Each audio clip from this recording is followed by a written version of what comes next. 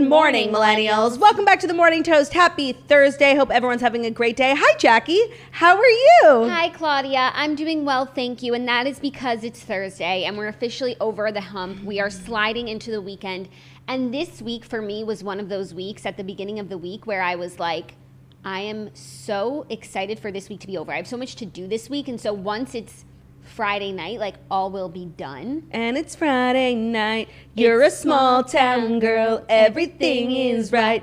And we rule the world. I've just been like having this joie de vivre like all week. Like I can't explain it. Like not to be so annoying. I think it's the hairstyle. No, I'm telling you, there's a correlation. I think it's a hairstyle.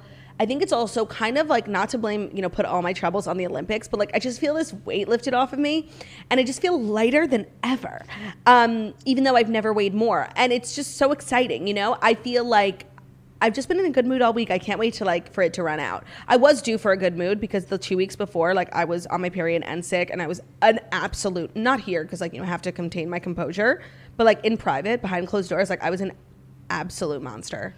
Damn. So I was due for some good energy. Who do you think received the monstrosity the worst, Ben or Theo? I would literally never direct any morsel of anger towards Theo.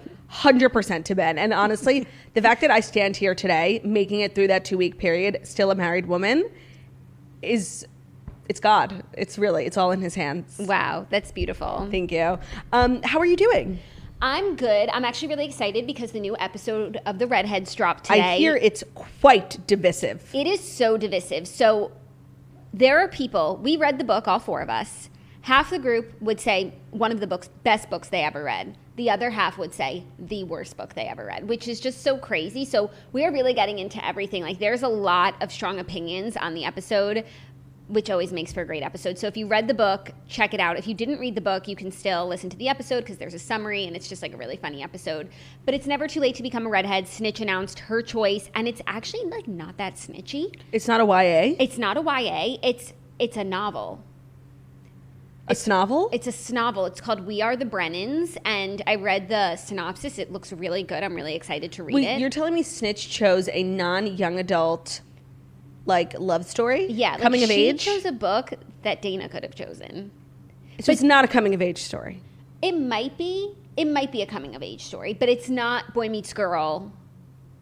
Girl gets murdered, girl comes back as a ghost. Literally, to have the best sex of her life.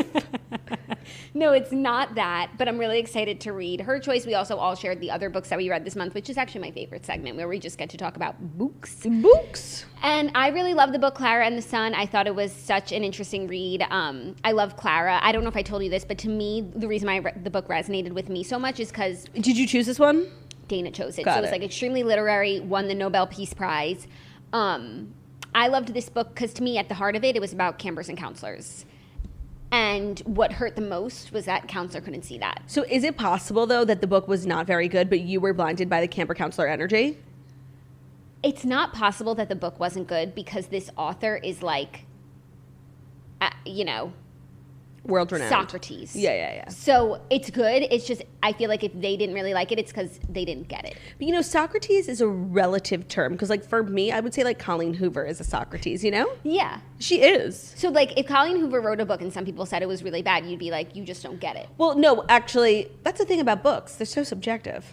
They are, which is so crazy. Even in the comment section, I'm waiting to hear what the Redhead readers thought about the book because I need more opinions. But even in the comment section on our post, the comments are, this was the best book I ever read, or worst book. I couldn't finish it. I feel like that's always the case, Yeah, that is true. Nothing's universal. Is there one book out there that everyone can agree is so amazing? Probably Romeo and Juliet. I don't know. If you had to sit down and read Romeo and Juliet right now, you wouldn't be able to finish it. I feel like Fahrenheit 451. One of the most popular books of the last 2-3 years was Where the Crawdads Sing. But there are some people who couldn't finish it. Well, of course, we're all humans. We all have different interests. So not everyone is going to love one book. Even though I have heard that. I actually haven't heard anyone who didn't like Girl with No Job, The Crazy Beautiful Life of an Instagram Thirst Monster. Yeah, I haven't heard anyone either. Just read my Amazon reviews. Because they've all been taken out. No, I'm kidding. They've all been murdered. No, actually, They've been silenced. I haven't heard anyone who didn't like It Ends With Us by Colleen Hoover, which we talked about on the episode because I read it this month. Yeah, I guess the only thing I've heard about that book is that because it's so hyped up, was that I mean, the ending is really crazy, but like when you hype something up so much, you can really only go down. Yeah. So the only kind of complaint I've heard from people who read it after the hype is like, not worth the hype. So much hype. But like, Yeah. if they just read it because they stumbled upon it, it would have been like a life-changing book. It was a life-changing book for me. Yeah. Do you want to know something crazy? Like, there are people who don't like Evelyn and Hugo who didn't like it. Who? Like Rebecca didn't like it. Rebecca? Mm-hmm. Hold on.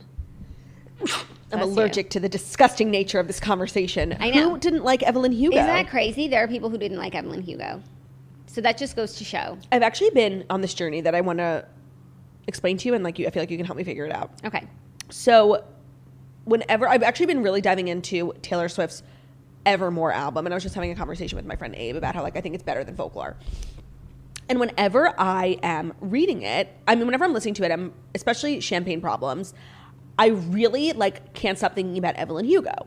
And I can't decide if that's because I read the book when we were in Utah, Evermore had just come out and I was listening to Evermore a lot, or because I think a lot of the songs, I think a lot of Evelyn Hugo is drawing inspiration from Taylor Swift, and I think a lot of the songs draw inspiration from the book, if that makes sense. Okay, I think your first point's probably the most Utah? apt. The fact that if you listen to it while you were reading a certain book, the soundtrack will always remind you of that book. Okay. But usually that does fade if the two aren't really congruous. No, there's so much. Dropped Your Hand While Dancing. Champagne Problems is so about Cecilia and Evelyn. Yeah. Like, remember, spoiler alert, they're at the concert and like holding hands and then someone sees them. Dropped your hand while dancing, left you out there standing. It's so about Evelyn and Cecilia. Don't come for me. It could be. It really could be. But also, I think that, and I don't know if this is true, but Taylor Jenkins Reid must have found inspiration in Taylor Swift. Like the 7 Husbands of Evelyn Hugo, the Million Boyfriends of Taylor Swift. There are conspiracy theories that Taylor, I'm just saying. She's never mentioned it. Really? Like, I don't watch all of her interviews, but like I've never even seen a thread of that. Really? And, oh man, in my mind but it was to like me, so... like the 7 Husbands of Evelyn Hugo, like that's like Elizabeth Taylor. It's not Elizabeth Taylor Swift. No, I think it's Elizabeth Taylor Swift. I don't think so. Whatever. Well, we have a great show for you guys today. Fast 5. Actually, some interesting things to talk about, finally. And we have a TV recap. Real Housewives of Beverly Hills was on last night. Yeah. Quite a divisive episode. Yeah. And I mean, the Fast 5, I feel as though they're going to be fast because it's just some news. And I need to talk about Real Housewives of Beverly Hills until the cows come home because we need to get to the bottom of this, you and I. And Love Island was on last night. I know you didn't watch, and I'm so glad you didn't because I know how precious your time is. Thank you. And it's definitely a skip episode because the families are on Zoom. Right. And the whole... And there's no real couples there, so it's like, who are you meeting? I mean, new friends? We'll talk about it. It was silliness. Okay. But I'm ready to dive in. I really don't have much else to say. I'm ready to dive in as well. Just check out the Redheads, another great episode from the girls, and it's never too late. So without further ado, where are you? Not here because we have meetings. Podcast. It is time for the Fast 5 stories that you need to know before you wake up and take a bite out of your morning toast. Sorry. And today's episode is brought to you by, oh my God, my curds are all verklempt. Your curds? Okay. Today's episode is brought to you by Coors Pure Organic. Do you ever feel like living a balanced life is hard? Like you try super hard to keep up with what's considered balance, you push yourself each and every day, getting better and better, but it can be overwhelming. You work out daily, eat healthy 100% of the time, keeping up with all the wellness trends. You feel like you're trying to work so hard all the time. Enter Coors Pure, organic but chill about it. New Coors Pure is a refreshingly simple beer with organic barley, organic hops, and water. At 92 calories and 0 sugar, it's the perfect beer to celebrate the wins of everyday life because sometimes like having a beer shouldn't be such a burden, And I really believe that Coors Pure is taking the burden out of beer. They should use that for a slogan. They're all about promoting balance and giving aggressive affirmations to everyday heroes. So whether you got to run in or you're just got as far as putting on your running shoes, Coors Pure is here to celebrate you. It's just perfect for like a light, especially in the summer. It's a delightful beer that I think everyone will enjoy. It feels better drinking it. It's less heavy. It's the perfect beer to celebrate the wins of everyday life. So when you want to enjoy a beer without the guilt, reach for Coors Pure. It's organic, but chill about it. Go to CoorsPure.com/toast to see where you can find Coors Pure. Thank you, Claudia. A pleasure. Thank you, Cordia. First story, Heidi Montag says Lauren Conrad's career should have been more successful. Heidi Montag thinks her former TV foe, Lauren Conrad, should have been much more successful in her career. She quipped during a new interview on Call Her Daddy that Lauren should have gone on to become the most successful Hills alum, but, quote, she is not where she should be at all these days. Heidi said, Kristen, let's be honest, is the most successful. While Lauren's net worth is reportedly valued at $40 million, thanks to multiple fashion lines, a beauty brand, and 9 books, Montag believes her former co-star should have been as successful as billionaire Kylie Jenner. She said, I feel like Lauren didn't make it like she should have. She should be Kylie. She was so good at makeup. She should have done the tutorials. If she had a good team, she'd be a billionaire. She'd be 100 millionaire. She is not where she should have been at all. She continued saying, quote, she has a Kohl's line. Great, whatever. But she should be 100 millionaire. That's like saying she has a gold bar, whatever. Like, Kohl's lines, literally the most rich, Sofia Vergara, J-Lo, it's the best thing. It's better than having a line at Chanel. Like, it's so mass produced. Didn't Elizabeth and James just go exclusively to Kohl's for Mary-Kate and Ashley? It's nothing to snuff at. No, it's not. She said, are you kidding? She said, are you kidding me? Who gets that big promotion, that big fame, that big engine behind her? The loved one, the this and that, the narrator. No one even gets the narrator show. Kylie didn't get a narrator show. She should be so rich. Okay, I have a lot of thoughts. And first of all, I just really liked that Alex asked this question. Like, she's like, well, what do you think? Like, Lauren made her money and she bounced. And like, she lives and she doesn't have to do the Hills reboot. Like, it was a good question. And I just want to preface by saying, I really do like Spencer and Heidi. Like, I think the comeback they've made when they were like hated, when they didn't even do anything, it was just like a stupid TV show that was scripted. Like, I think they're great. But this does just give off like bitter vibes because, okay, could Lauren have become a billionaire? Maybe. But she's a 40 millionaire. Like, that's nothing to scoff at. Like, I said snuff before. That's not the right word. It's nothing to scoff at, especially because I don't think that's an entirely accurate representation. And it's entirely possible. And I think that Heidi and Spencer, and they'll admit it themselves, are so fame driven. Whereas like Lauren was not. Like, how many people can go from being exactly the narrator, beloved by the world, to living a completely private life? Like, we know nothing about Lauren. So I think that's probably difficult. While still having an outward-facing brand, like, her brand still relies on her celebrity, but she doesn't even act as a celebrity. Maybe if she was out there on all these reboots thirsting it up, her brand would be bigger. But maybe she's like, I'd rather have the 40 million and peace of mind than have 100 million and be thirsty and desperate like some other people. Right. So I think that the decision Lauren made was actually the best one, but I just think if Heidi and Spencer had been in that position, they would have done it completely differently. And I don't think that if Lauren had tried to become the next Kylie, she would have. Like, if Lauren was out here doing makeup tutorials, like, I don't think at all that's what would have happened. Yeah, I agree. And it wasn't the same. They're not on the same timeline, so you can't say like she should have been doing makeup tutorials because it was still a little 20 years ago, early for stuff like that. Also, yes, Lauren was the narrator of this highly popular MTV show, but like Kylie is a Kardashian. Like, it's just so different. Well, no, I actually think I think that wasn't a terrible reference, only in the sense that at the height of the Hills, they were as famous as the Kardashians are now. Yes, but in a time where it was harder to monetize your digital following. Yes, it didn't exist, 100%. So I just think, and first, the thing that I just disagreed with the most about this interview is kind of the toss-away comment about Kohl's. When it's like, brands like that's how Jessica Simpson built a $1 billion brand. Is hers at Kohl's? I was thinking that too. Did it start at Kohl's? I don't know, but I was going to mention Jessica Simpson, so if we both had the same thought, then there's something. Well, if it's on Kohl's, it's a similar brand, and like, she runs a $1 billion business. Her business did over $1 billion in sales. So just like the kind of, like, it's only at Kohl's. That's the best kind of deal you can have. It's so mass market. Is it the fanciest? No, but you're getting your clothes into literally millions of people's homes, and that's the best thing you can have. So she only has a line at Kohl's.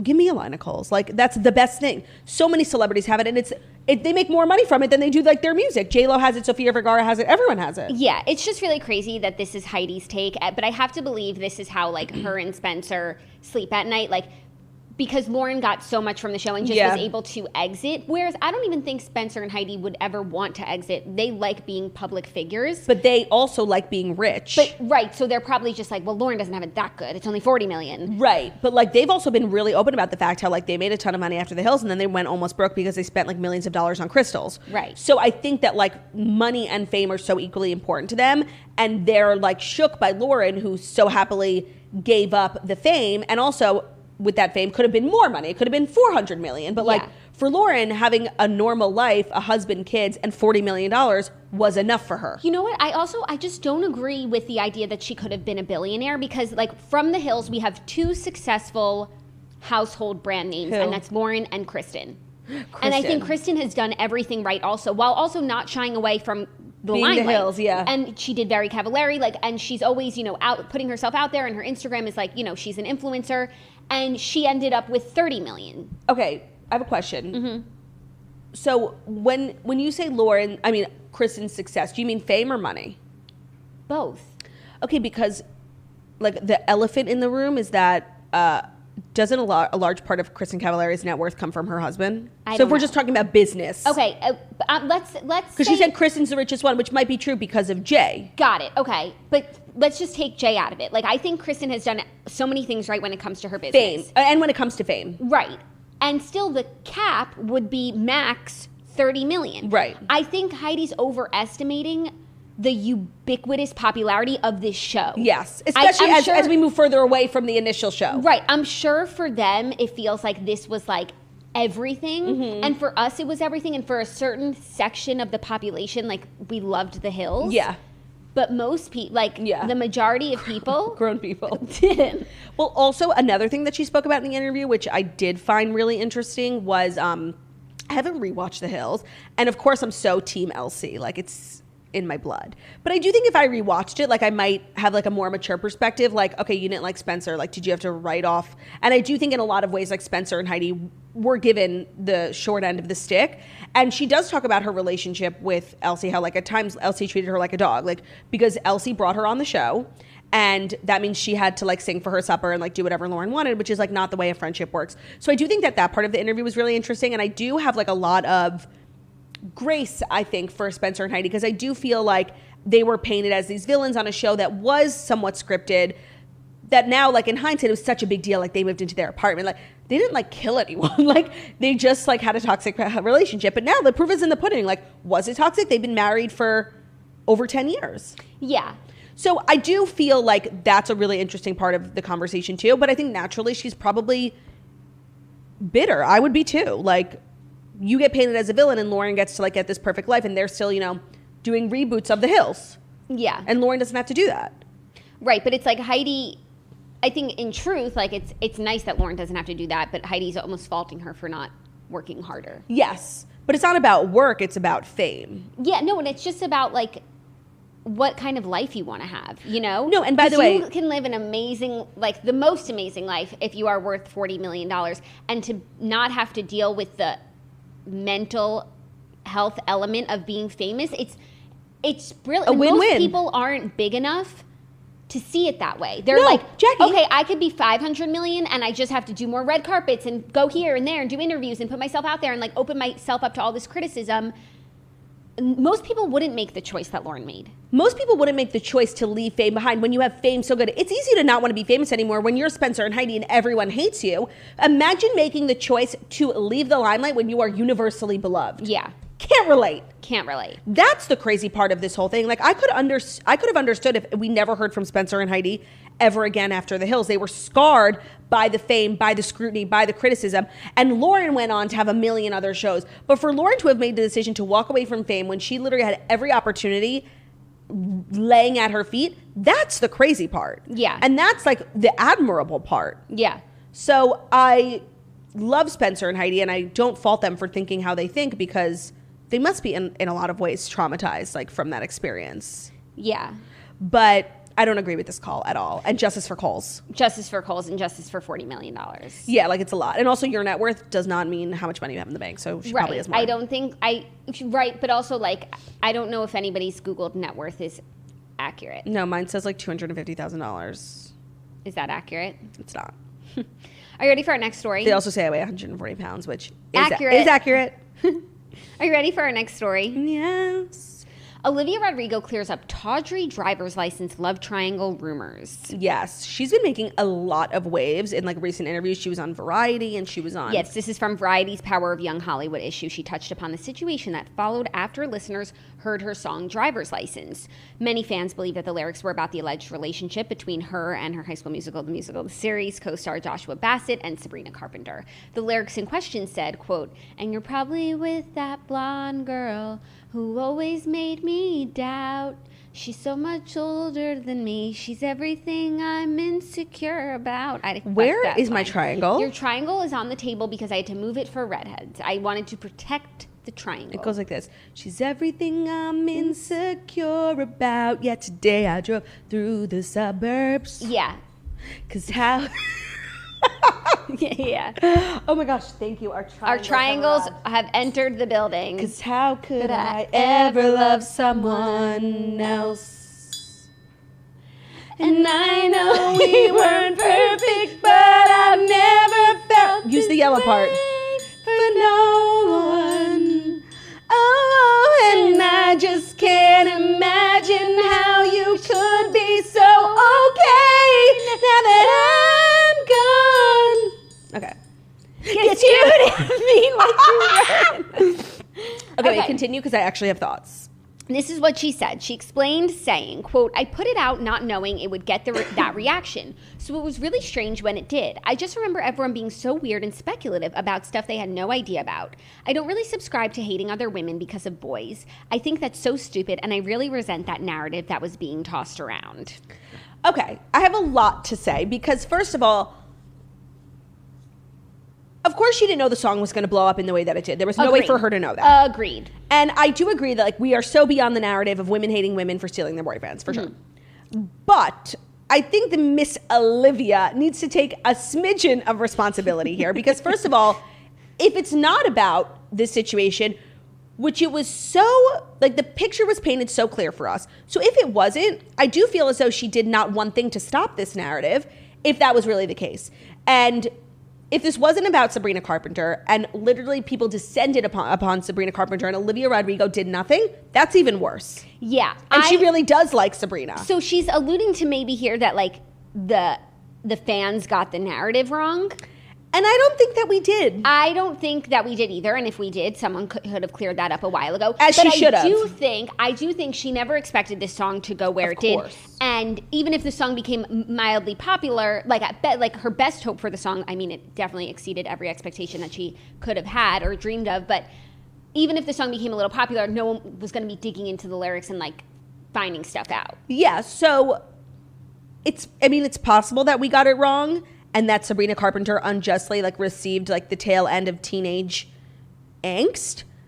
But that's almost worse if that's the case, because that would mean Olivia Rodrigo did nothing to stop the unnecessary bullying of Sabrina Carpenter. That I don't know what's worse. I just don't think we got it wrong. I think maybe here she's trying to say that like we missed, not we. The message. I have no part in this. You people, that you missed the message, and like it's more so about this boy that broke her heart, not the girl, not the girl that he's with now. But I think that of all the emotions that came out of the fans after this song, I would say 95% were directed at Joshua Bassett, and like 5% were like Sabrina Carpenter being the blonde girl. Yeah, I do think that like, okay, if we're talking about Driver's License, yes. If we're talking about Deja Vu, like that song was really mean. Like no, that so song good, was really mean. Like so good, but it's just like. It's a mean song to Sabrina. Yeah. It's a worse song to Sabrina than it is to Joshua. Yeah, well, she's pretty much calling him like a phony, but she's also saying to like Sabrina, your whole like, relationship is fake. Like I did it all I had first. your man first. I fucked him first. Like yeah, like it's really taunting him, you know?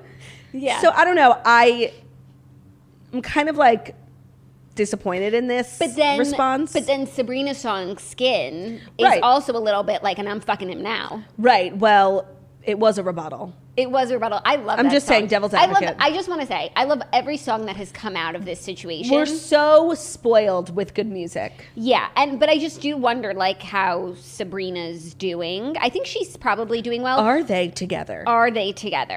That's the question. I don't know. It's just the craziest situation. Teenage love story. Yeah.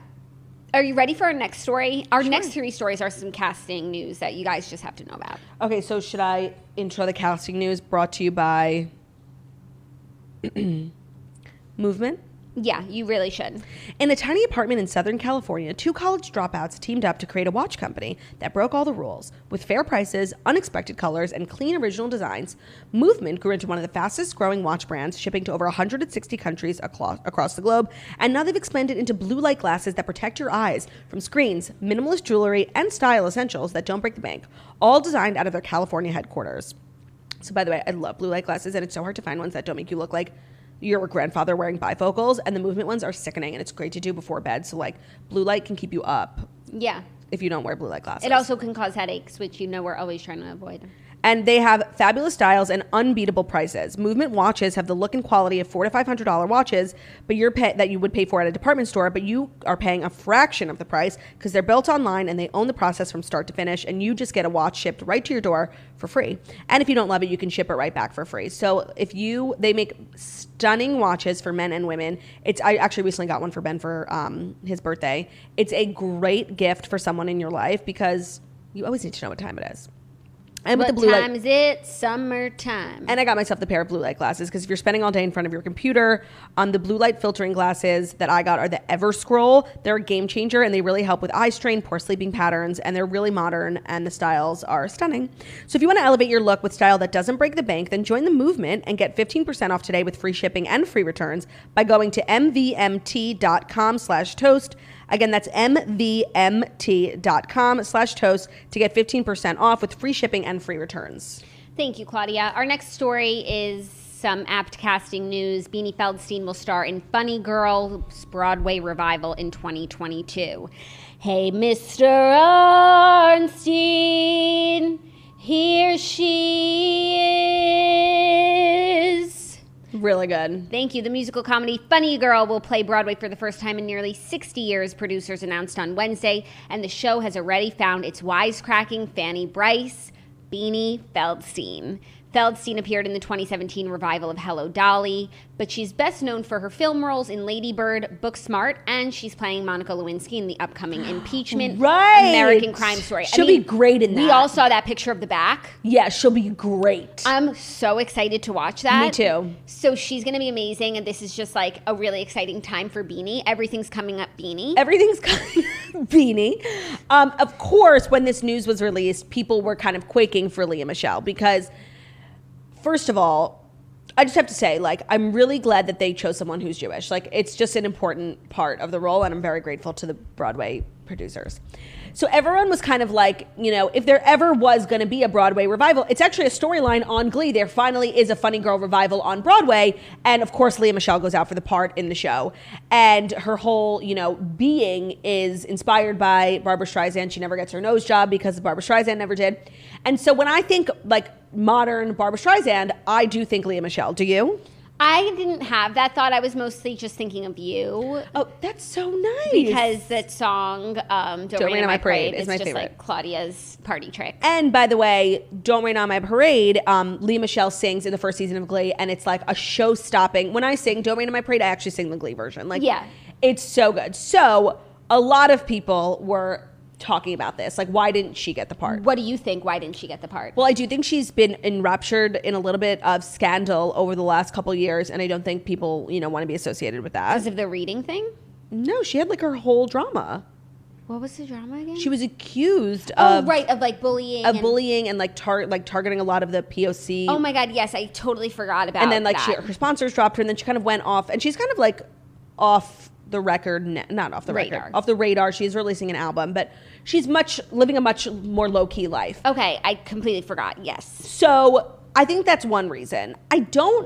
Honestly, this is news I'm very interested in because I do wish they did like some sort of open casting call because like my ass would have went. Like I wouldn't have gotten the part because I have no formal training, but like I would have went just like for the story, and I would have vlogged it for Patreon. But I have a lot of hope for Beanie. I'm excited for her. She does have a Broadway background. I do think that's important. I think she's Jewish. I think that's also important. She has the look, But I've never heard her sing. I have. She sings on Ben Platt's Instagram all the time. Okay. And she's good? Yeah. She's like classically trained, But I just want to say one caveat. I do think that it's important when casting a Fanny Brice to cast someone who gives off Fanny Brice energy, FBE. And I do not think Beanie Feldstein, I never would have chosen her for this role. Like, I never even would have thought of her as a Fanny Brice energy kind of gal. Lea Michele obviously comes to mind with the Fanny Brice energy. She's radiating it throughout her body. So that's what I'll say. Like, I'm excited, blah, blah, blah, yeah. But I don't know if she gives off FBE, but I will be going to opening night. Alternatively, in thinking about it, I don't know everything that constitutes FBE, but when I think back to, like, having watched the movie and, like, you know, Barbra Streisand's character, she was, like, pretty quirky and, like, awkward and, like, all of these things. But also, like, extroverted and, like, rambunctious. Right. But I do think the 2021 version of that is Beanie Feldstein. I'm not interested in a 2021 version. Like, no. Funny Girl is, like, needs to be... No, but, like, that quirky, not like other girls type of thing. Eek. I think it's Beanie. I mean, I just feel like you're not Beanie's biggest fan. What do you mean? No, I mean, first of all, could have been related to Ruthie, so that's one thing. Okay, so and it's such an honor, and I guess like part of me is jealous. No, well, yeah, obviously, but no, part of me is like thinks it should have been Lea Michele, like really? Wholeheartedly. Like it's so the fact that like the internet, Lea Michele was trending all day yesterday. The fact that this news came out and people immediately associated Lea Michele with it is why Lea Michele should get the role. Yeah. Do you know what I mean? I do know what you mean. There's such an association between Lea Michele and Fanny Brice / Barbra Streisand. She herself said personally, like, when she was in high school, she never got a nose job, you know, all that shit. Like, yeah. I don't know. I just think that's what I'm saying by the Fanny Brice energy, like an association. Like, when I think Fanny Brice, I don't think Beanie Feldstein. I'm sure that doesn't mean she's not going to be great, but just like for the culture, I would have liked to have seen Lea Michele. Okay. Is there anyone else that you would have liked to have seen? I have to think about it because it has to be someone, and I know, I'm sorry, I do think it should be someone Jewish. I just do think that. I think it's an important quirk to have for the quirky role. And obviously, I mean, brunette doesn't matter. I don't know. I'd have to think about it because there's so many great actresses, but you also have to have a Broadway background. You can't just like stumble into a Broadway show, especially not as the lead. And not one like this that is so storied. Yeah. So it has to be someone, honestly, Jessica Vosk would have been great. Just saying. I don't think she's Jewish, but still. You think she has yes. Fanny Brice energy? Yes, like 100%. Okay. Just a thought. Okay, thank you for your thoughts. Are you ready for our next story, which is a bit of casting news? News. That's apt as well. Tituss Burgess has been cast as Rooster in NBC's upcoming Annie Live special. Okay, you guys, I have been following the casting of Annie Live. This is what we have so far. Yes, thank you. That's what I was going to ask. Let's take it from the top. We announced Taraji P. Henson as Miss Hannigan. 10 out of 10. We have Harry Connick Jr., Daddy Warbucks. So good. What I recently found out that we haven't spoken about yet is Nicole Scherzinger will be playing Grace. Who's Grace? The assistant to Daddy Warbucks who he falls in love with at the end. I like her. I like Nicole Scherzinger. You don't like her? No, that's the first kind of dent in the really in the casting. I think she'll be so great, just like dancing up on Daddy Warbucks. I know. I just find her like really thirsty, like on another level of thirst. Okay. And like I don't know, this is like a wholesome family show. I think it's gonna have a lot of pizzazz. By the way, I'm open to my opinion being changed, but off the bat, that doesn't give me like the apt casting butterflies. Okay, I feel you, but it wasn't a total miss for me, which is like what I'm trying to avoid, you know? Okay. So now we have Tituss playing Rooster, who's Miss Hannigan's brother, who's, you know, involved in the plan to snatch Annie. It's actually, you know, Annie, I look back on that show, like, not show, the movie, very fondly, but it's actually like a story of abduction. Like, it's gets really dark. Twisted. That final scene where Annie's climbing up that telephone pole, like, trying not to get her feet snatched by Rooster, like, that is the shit nightmares are made of. No, 100%. And I can't believe as kids we used to be like, it's a hard knock. And like Annie's in the back of a telephone pole getting abducted. No, it's like, it's a hard knock life. Yeah, we're living with an alcoholic who's so emotionally abusive towards us. Right, no. And her brother, creepy brother's like always trying to like grab us. Yeah. No, Annie is actually like a really dark story. It is, but with such a happy ending. And such a good soundtrack. Yeah. What's your favorite song from Annie? There's so many. There are so many. Bet your bottom dollar that Tomorrow's fantastic, but I also love Easy Street. Yes! Easy Street. And that's what... That was a sexy little, like, shoulder. It's a sexy song that, Do it again. that sister and brother Hannigan sing. The movie also has incest. Do it again. Easy Street. Shoulder. Easy Street. I'm too cool for Easy Street. And then also when Annie sings Maybe, like talking about how maybe she'll meet her parents. Maybe he's rich. So good. So good. Maybe he'll make me. And then also, the reboots have really good, not even just the Sia one. Opportunity. And also, and You're Never Fully Dressed Without a Smile. And Sia did a reboot of that, a cover of that song. Wow, I actually never really sat down and thought about how many good songs. Of course, The Sun Will Come Out Tomorrow and Hard Knock Life always come to mind. But I forgot about Maybe. Oh my God, so many. You're Never Fully Dressed. I think I'm gonna like it here. Wow. You know what? What is the original Annie? Like this. The one that we watched. Yeah, that kid is fucking cute. Yeah. Where is she now? I don't know. I don't know. Still traumatized from that telephone pole scene. I know I was as a kid. Yeah. No, that was crazy stuff. But Punjab to the rescue. Wait, okay. Can you give me her name, that little Annie? I'm like kind of obsessed with her. Okay, but now like searching Annie original cast, actually, hopefully I'll get the... And that dress should be in a museum. That dress is iconic. But then also, Have they cast Annie yet? No, they haven't cast Annie, and that's what's going to make or break. Okay, the original Annie, her name was Aileen Quinn, and now she's 50 years old. Wow, I feel old. Wait, but hold on. There was another Annie, the one with Kathy Excuse Bates. me. Yes. And that Annie was mad cute too. And then they also have Let's Go to the Movies. By the way, let's go see. You know that you missed a major Claudia, what? The craziest news has just surfaced. What, the Kathy Bates Annie is who? I need to confirm. Is it Sadie? Claudia, I need to confirm with my sources because it could be the craziest crossover we've ever seen. Okay, wait, also just really quickly, last time we were casting Annie for the live, we said that redhead girl from Stranger Things would be great if she was younger. And I just want to say I found out afterwards that she actually did play like Annie on Broadway or off Broadway. Okay, what is the news? You're freaking me out. The news is that the person who played Annie in the Kathy Bates version, her name is Alicia Morton.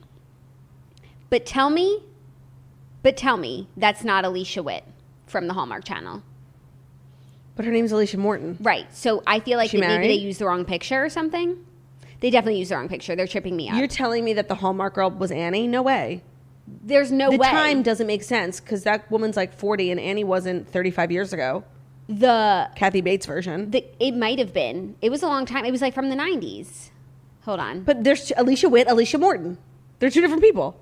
Okay. You guys, this is a conspiracy. I think Google might have mixed up their photos because I'm like really quaking. The movie was from 1999. Yeah. So that's 20 plus years ago. So she's not 27. No, it's not. I'm sorry. I need to figure this out for myself. Let's check her IMDb. Was she in the Christmas Switch? No. What was Very Merry Mix-Up? No. Okay, forget it. I wanted that for you. Oh my gosh, that was a lot. That was really a lot for me. Okay, but so back to who plays Annie is that I don't think that there's any child actor out right now who it'll have to be someone new. Wait, this previous Annie, we have to rewatch it. It is so star-studded. We know Kathy Bates plays Miss Hannigan. Victor Garber plays Daddy Warbucks. Iconic. Alan Cumming plays Rooster, I believe. Kristen Chenoweth plays, I think, Rooster's girlfriend. Lily Saint something. Oh my God. Mm-hmm. Sarah Hyland plays Molly. Stop. The other orphan. Audra McDonald plays Grace. You guys, we have to rewatch this. So I wonder when I reference the Annie that I watched as a kid, I wonder if it's the original or if it's Victor Garber's. We really watched both. Can I see the Annie from 1999? Yes. Annie's such a great story. That's what I'm saying. It's so layered. Gotta listen to the soundtrack. This was the Annie from 1990. Oh God, they took me to Amazon. Oh my gosh, it's so hard to find Annie. Annie Facts. I need to start a website called AnnieFacts.com. Okay, that poster is really bad. Photoshop. Oh my God, wait.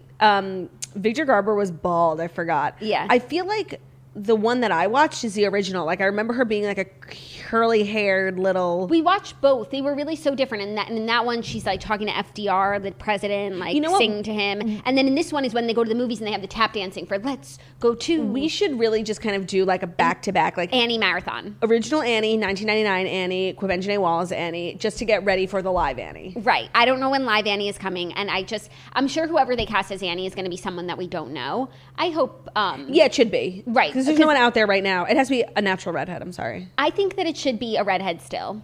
Yeah, no, like Annie. I'm available. No, but I was going to say, if you weren't listening to me because you were on your Alicia Witt journey. Guys, there's a conspiracy. They're the same person. Is that when we look back at like photos of you as a kid, like you really, really, really could have played Annie. Like you had the hair, like you had everything. Mm-hmm. Do you feel resentful at all that you didn't? No, not for one moment. Yeah, I've enjoyed my life up until this point. You also really wouldn't can't change sing. a thing. No offense. Wow. Okay, well, it's a movie, so they could have done voiceover. That's true.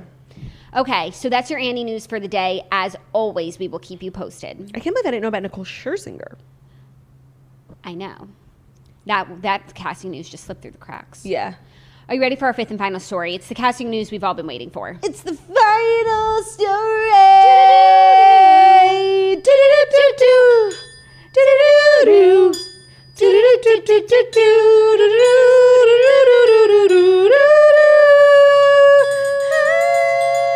Oh my God, the screens on YouTube are flipping back and forth so quickly. Amazing.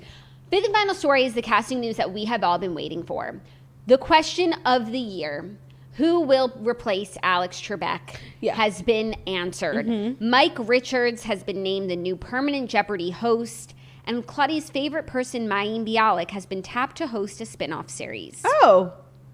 Jeopardy executive producer Mike Richards was announced as the permanent host of the syndicated game show on Wednesday, about 9 months after the death of longtime host Alex Trebek.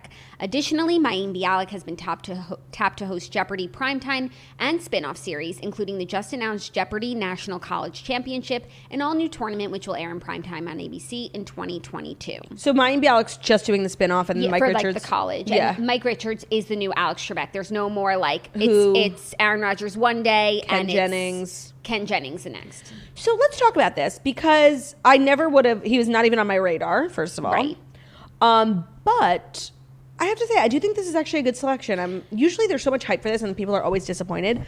But we have been really kind of analyzing what it takes to be the next Alex Trebek.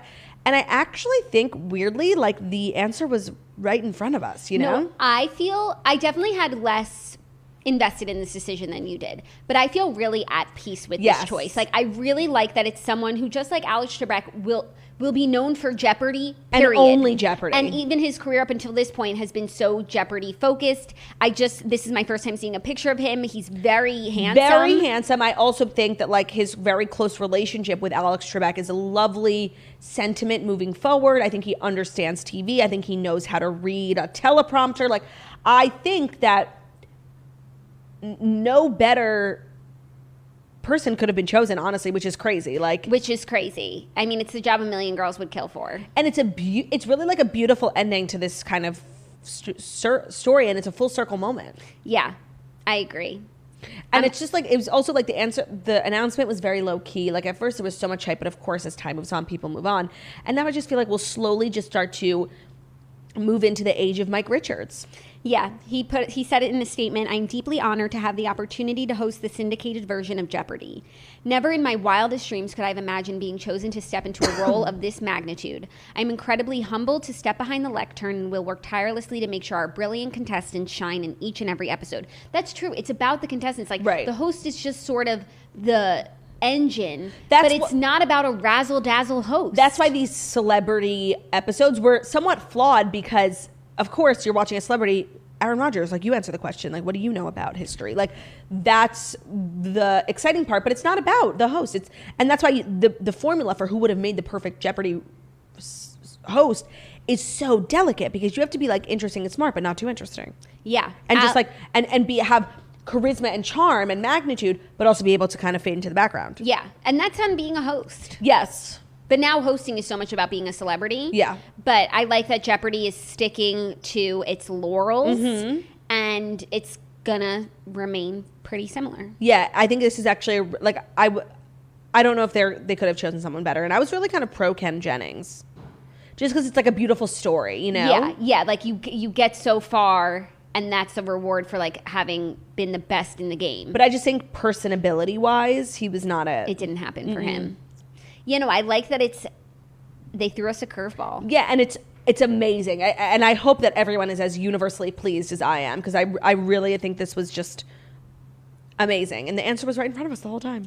Yeah. Also, for Mayim Bialik, she has a PhD in neuroscience. Yes, and she's from Big Bang Theory, which is like show about science, like science and like things nerds. Like that. Nerds. Yeah. Sorry, I didn't want to be mean. No, nerds. I think they're like they're proud nerds. Yeah, I think so. But again, I've never watched.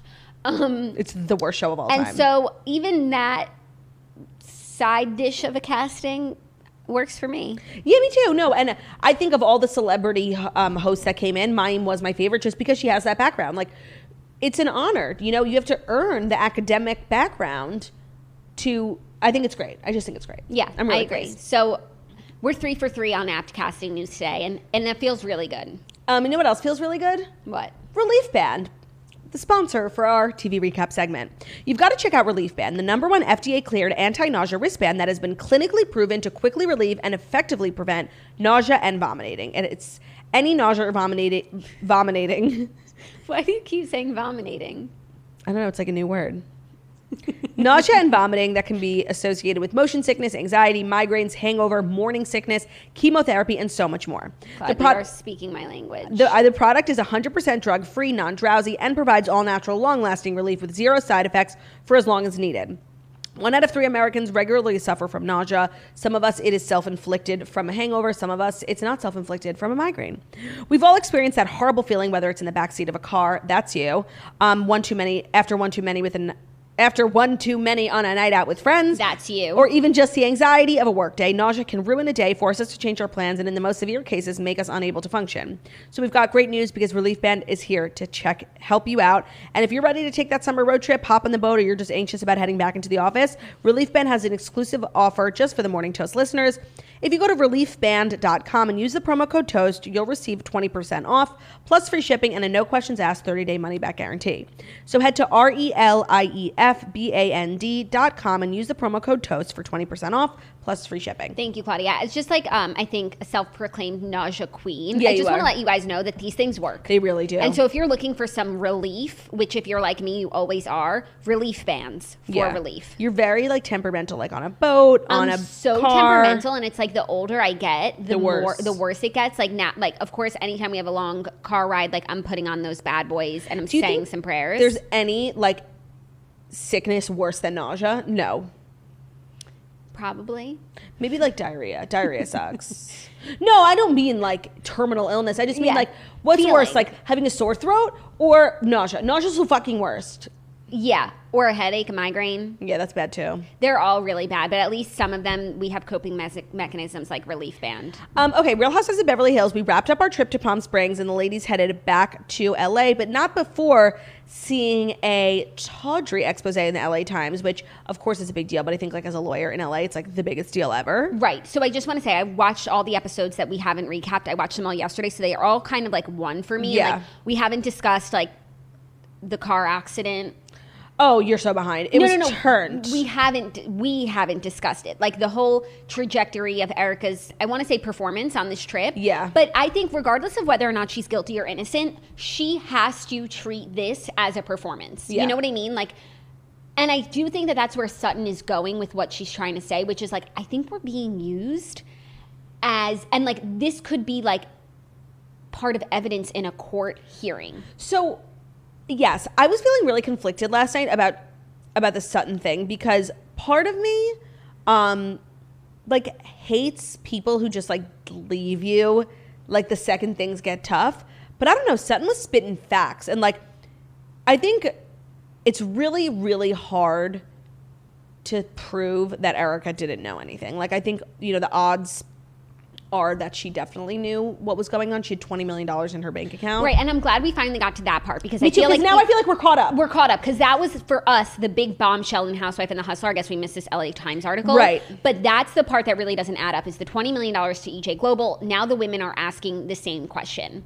So we are all caught up. I mean, I'm so thankful for Sutton's presence just because it seems like she understands the most about this case, just like about money, legal things in general, money, spousal hides of money. If the devil himself puts money in your bank account, you're responsible for it. Right. And so Sutton is just coming like Meghan King Edmonds, like ready to ask prepared. The questions. In combination with Garcelle, who I think is asking like the questions that we all want to know. So let's talk about the Garcelle thing. Okay. I actually really felt so fucking bad for her. Horrible. Because I believe Crystal when she says, like, you were not around when she told us not to bring it up. I was kind of interested in why Garcelle brought it up 3 times after. Like, she was really trying to... I don't know what her intention was behind bringing it up so many times, but I don't think she intentionally betrayed Erica's trust. No, I don't think she intentionally betrayed Erica's trust. I do think the reaction was a lot, but sometimes it's the thing that sets you off and then you can't come back from it, which I wasn't... Jackie, when I was watching, I was like, I was preparing what I was going to say today. I'm like, you never know what's going to set you off, whatever she's going through a tough time. But... No, but my only fault with the whole scene... I have no fault with Garcelle. I even have no fault with Erica. She's a mess. She has a lot going on. Is Lisa Rinna? Is Lisa Rinna, who was literally so excited that Garcelle slipped up. Yeah. That she said something that she shouldn't have. That the way that Lisa Rinna is going about it. Sitting there in her coat. And acting I hate that this happened. Like, I hate that. It was so annoyed. Bothersome. And Me did too. you watch What Happens Live last night? She was on. Lisa, no, what'd you say? Lisa and Gary Janetti. And Andy, the first question he asked, which is what everyone's saying and what I keep thinking is like, where is the energy that you brought to Denise, that you brought to Munchausen, that, we're on a show, we need to ask the questions, it's going to come up, blah, blah, blah. And she was like, I tried to learn from my behavior last season and then... Liar. Right, and that's not, what I'm going to do again. And 2, do I have to put this show on my back, Andy? There's 8 other women. But someone asked a question and you just literally made her feel so horrible about it. Oh my God, I literally cannot stand. I cannot stand. No, but the thing is, I was going to say, it's like, you never know what's going to set you off. I don't think it was really what Garcelle did. I just think it was like a lot. But then when I think of this whole journey, her performance on the show, I think the timing is so interesting because she got all verklempt and then she left and went home. Or else she would have been around the women when that LA Times article came out. Or the article came out really early in the morning. She would have been at her hotel and she wouldn't have shown up for the day. I think either way it would have been fine. No, I just think like a lot of what her overreaction with Garcelle had to do with was her needing to get out of there as well. Interesting. You have a heads up when an article that big's coming out about you. They reach out for comment. Of course. I guess. I mean, it is really convenient that she left right before. I think she would have left anyway. Like, I don't think she was ever discussing that article on the day it dropped with the girls. No, but I think the fact that she was, 100 miles away was intentional. Yeah. Yeah. And see, like, Lisa Rinna, and I respect you being a good friend, but like Lisa Rinna, when they all get to Denise's house, no, not Denise, sorry, Dorit's house. Justice for Denise. When they all get to Dorit's house, she's like, yeah, I spoke to Erica this morning. Like, that should have been filmed, Like, she is really, really protecting Erica. And, like, love a good friend, but, like, at what cost? Yeah, I do go back and forth. Like, if this is your best friend and you obviously believe her, then you should have her back. But not just without asking like a few basic questions, considering the crimes that they're being accused of are so atrocious. That's why I feel like the person who I believe is handling this in the most ethical way while also trying to be a good friend is Kyle. Like, Kyle's asking like $20 million. Like, it's a fair fucking question. Like, up until this point, it's always been like, excuse me. The narrative is like, how could Tom have brought Erica into this? And now it's like, wait, was Erica already there? And so it's a very fair question that her friends are asking. And I feel like Sutton's the one being like the most realistic about it. Because like, what the fuck does she owe Erica? She met her last year. Like, she's a woman who obviously cares about her reputation. She's like, I don't want to be associated with this shit. Like, and Lisa Rinna said the meanest thing on Watch What Happens Live. She said, something came up about like Sutton not wanting to like associate whatever. And she was like, I mean, I have businesses and I would still want to like, be around Erica. Like, Sutton doesn't, it's not like she has a business that she has to, and he was like, what about the store? She's like, sure, she has a store, but like, What businesses does Lisa Rinna I guess have? like Lisa Rinna Dusters and Beauty. That's as much of a business as Sutton's retail store, I just want to say. Yeah. Anyways, she was just like doing so much. So it seems like there's somewhat of a divide in the group, and that's what Garcelle was saying. She's like, okay, you told me this intimate piece of information, and I'm not even a part of your inner circle. And there is this inner circle of Lisa, Erica, Kyle, Dorit, and it's Teddy. They call themselves like the Fab Five. Like, right. There is this inner circle of women. So I can understand Garcelle bringing up something private. Like, if Garcelle knows, all the other women must know. I'm not even really that close with Erica. So I don't feel like Garcelle had any bad intentions, and I felt like really bad for her. Like, it was just like a terrible moment. But I just did kind of think it was weird how many times she brought that up. Oh, I thought but she just brought it up once, and then... She brought it up twice. How? Before the women sat down on the couch and after. Oh, interesting. She brought it up twice. So it was just like weird. Like, why keep bringing it up? I guess. Yeah, that is a little funky. But I do find this whole like inner circle thing to be really interesting and definitely true. Like all those women who were in the inner circle were just on that boat with Teddy, like singing It's Expensive to Be Me. Like there is this, and I kind of feel like I'm leaning more towards being on the side of like Crystal, Garcelle, and Sutton. Me too, where it's just like... It's black and white. Like, did you do this shit or not? Like, yeah, but if you they're not friends with Erica. They don't owe her anything. Right, but if you were to believe for some reason that she didn't, then wouldn't you have her back? Yeah, but facts are facts. Like $20 million. Yeah. I'm just like, ever since you pointed this thing out, like I cannot watch the show without getting infuriated. Like, where's the energy? Where's the Denise energy? Where's the Denise energy for kissing actual someone? crimes that were committed? Not something personal about your sexuality. Like, you had so much energy to out Denise as being bisexual, which is so unethical, by the way, and made her like into such a villain. But there's no energy just to kind of ask the difficult questions to your friend Erica about whether or not she took money from burn victims. I will say, orphans and widows. I will say that they haven't seen Erica since they found that out. That's true. We haven't. So she's coming. No, but this whole time it's been orphans and widows. No, but this whole time it was just like before we knew about the $20 million. No, not even that. There was a time when she was getting divorced where there's legal drama with Tom. There's always legal drama with Tom. Is Erica complicit? That we didn't know that these were like crimes with the most vulnerable victims. Right. And I think... You think it's a white... That's what right. Sutton was saying, and like a white-collar crime. Up until this point, they were like, okay, you're getting a divorce from a very powerful man who's also embroiled in legal drama. Like a very just tough situation. And then the article dropped where they put everything together and it's like, it's bad, and very, very sad. And they have not seen her since. So I'm just going to give them, and it looks like next week when they have this like dinner party, It looks like people start asking questions. So that's what I'm waiting for. But up until this point, it wasn't as nefarious as we know now that it is. I guess like how we move forward will be very telling, but also knowing what we know now, we know that Dorit, Kyle, and Lisa all like are standing with Erica. Right. So whatever has transpired, they've chosen to believe her. I just wonder, let's watch them ask the questions. Okay, that's fair. And maybe the way that Erica has convinced them or shown to them that she's will innocent will convince us too. Yeah, because I guess at this point in the show, they've all read the article, which has all the information that was in the most recent documentary. So we know exactly what the women know right now. And moving forward, it will be more interesting because up until this point, it was like Tom. Yeah, and it was just like Erica is going through a divorce. That's very sad. Yeah. But what Erica's actually going through is much more serious. Okay. Also, Love Island was on last night, and it was just the episode where people meet their families, and it was all over Zoom, and it was so incredibly boring, and it was just like awkward and weird. The only kind of interesting thing was literally the episode was so like the whole thing was like meet the family commercial, and the last couple was obviously Will and Kira.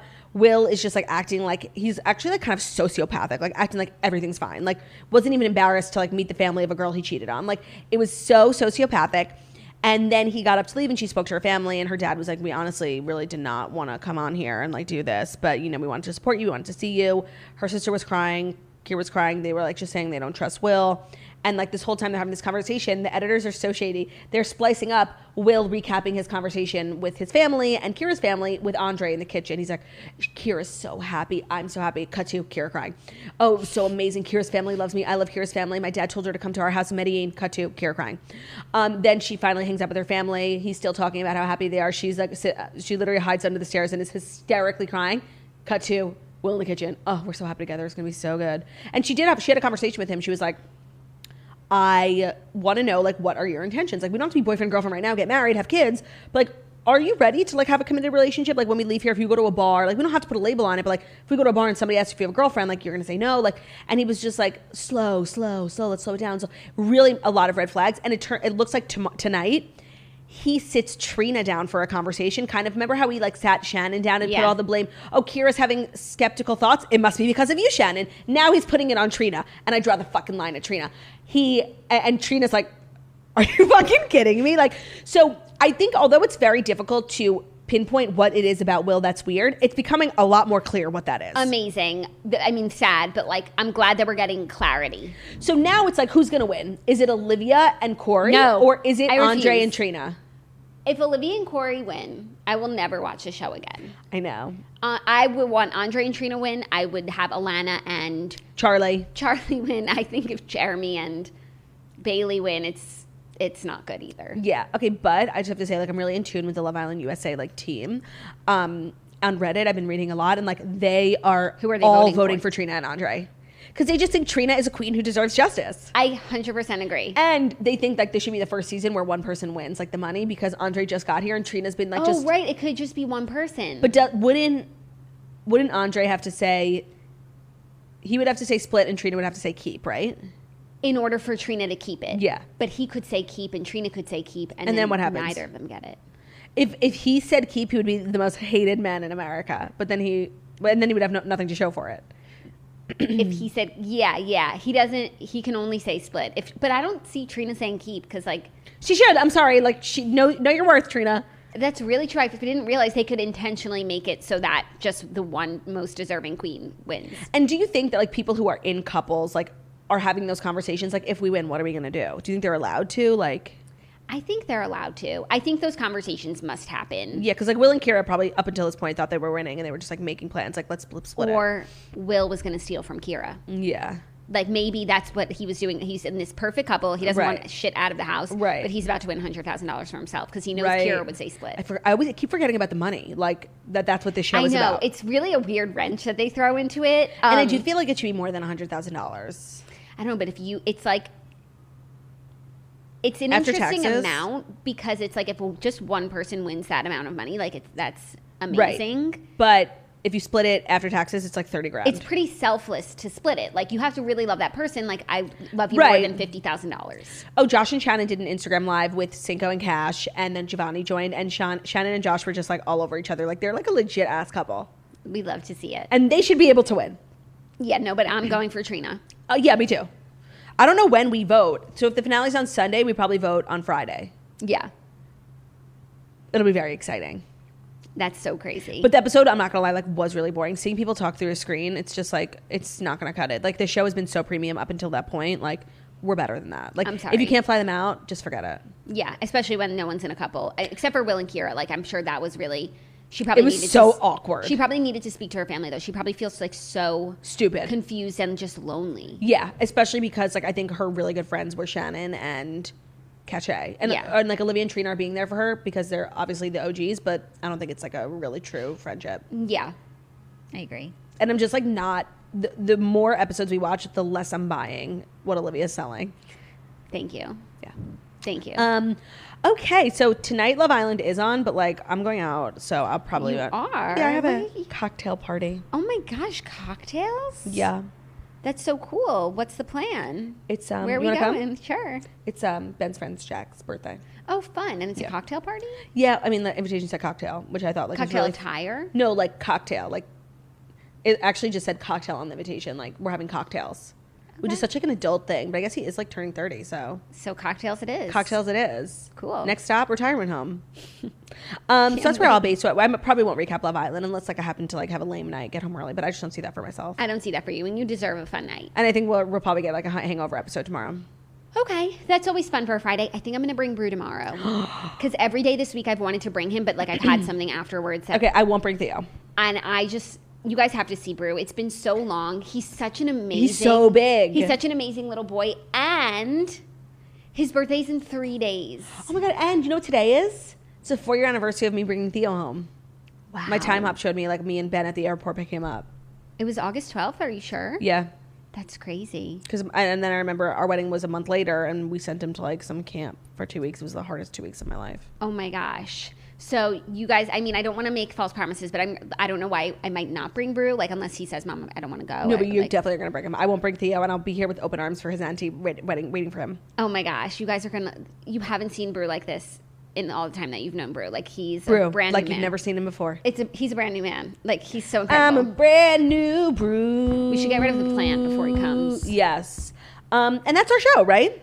Our show. No one else's. Thank you guys so much for listening to The Morning Toast, the Millennial Morning Show, where we deliver the fast 5 stories that you need to know every Monday through Friday on YouTube. So if you're watching this on YouTube, please feel free to subscribe and give this video a thumbs up. We're also available as a podcast anywhere podcasts can be found. So at Spotify, iTunes, Stitcher, Public Radio, iHeartRadio, CastBox, all the places where you listen to podcasts. Find us The Morning Toast, leave a 5-star review about how beautiful, stunning, and smart we are. For Today's Society Season 2, if you're still here, please drop an emoji on our most recent Instagram post of the duck, because ducks are people too.